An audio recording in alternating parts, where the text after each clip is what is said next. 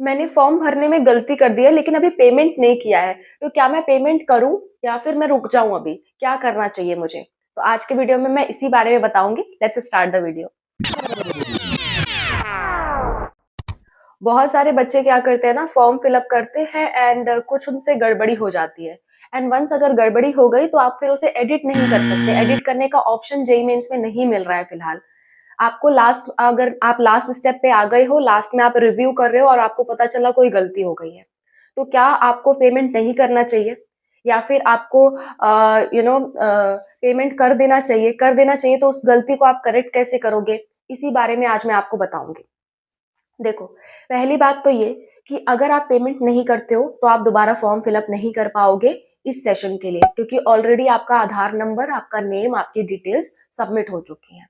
तो जब दोबारा आप सबमिट करने जाओगे, दोबारा नया सा फॉर्म भरने जाओगे, तो वो सब आपको क्लैश करेंगे, वो सब आपको फॉर्म फिलअप करने नहीं देंगे। वो दिखाएगा कि डेटा ऑलरेडी सबमिटेड है, तो आप दोबारा फॉर्म तो नहीं फिलअप कर सकते। तो आपके पास ऑप्शन यही बचता है कि आप फी पेमेंट कर दो और अपना फॉर्म सक्सेसफुली कंप्लीट कर दो।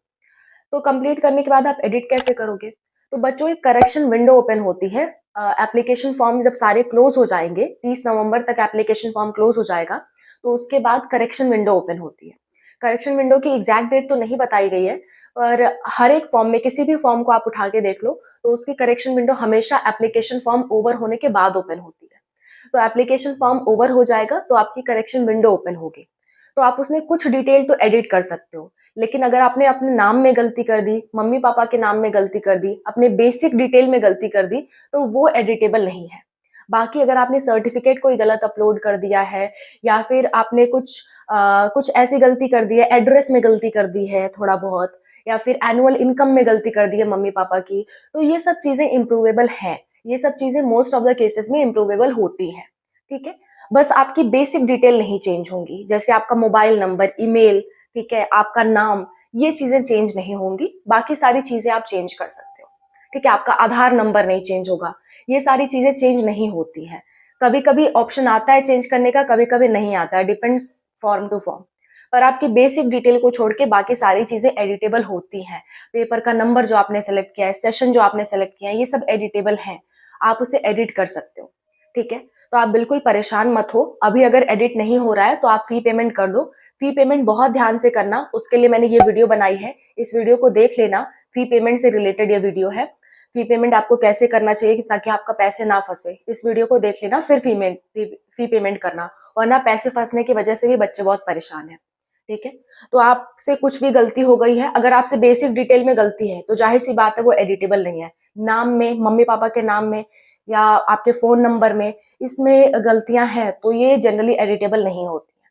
ठीक है, और आधार नंबर में गलती है तो आप वापस से नया फॉर्म भर दो, बिकॉज आधार नंबर में गलती है तो आधार नंबर आपका दूसरा रहेगा, तो आपका मैच नहीं करेगा, तो आप फॉर्म फिलअप करके ट्राई कर सकते हो। लेकिन आधार नंबर आपने सही डाला और नाम सही डाला है तो आप दोबारा फॉर्म नहीं भर पाओगे। ठीक है, तो आप फी पेमेंट कर देना। फी पेमेंट करने के बाद आप करेक्शन विंडो का वेट करना। करेक्शन विंडो जब आ जाएगी तब उन चीजों को एडिट कर देना। ठीक है, और अभी आपके पास यही एक चारा है और कोई इलाज नहीं है इसका। ठीक है, तो जो भी बच्चे मुझसे ये पूछ रहे थे उनके लिए मैंने ये वीडियो बनाई है। इस तरह का कोई भी डाउट आपको रहता है फॉर्म फिलिंग से रिलेटेड, जेईई मेंस के एग्जाम से रिलेटेड या किसी भी एग्जाम से रिलेटेड, तो आप कमेंट बॉक्स में मुझे बता सकते हो। मैं आपको टोटली हेल्प करूंगी, जितना मेरे से हो पाएगा मैं उतना आपको हेल्प करूंगी।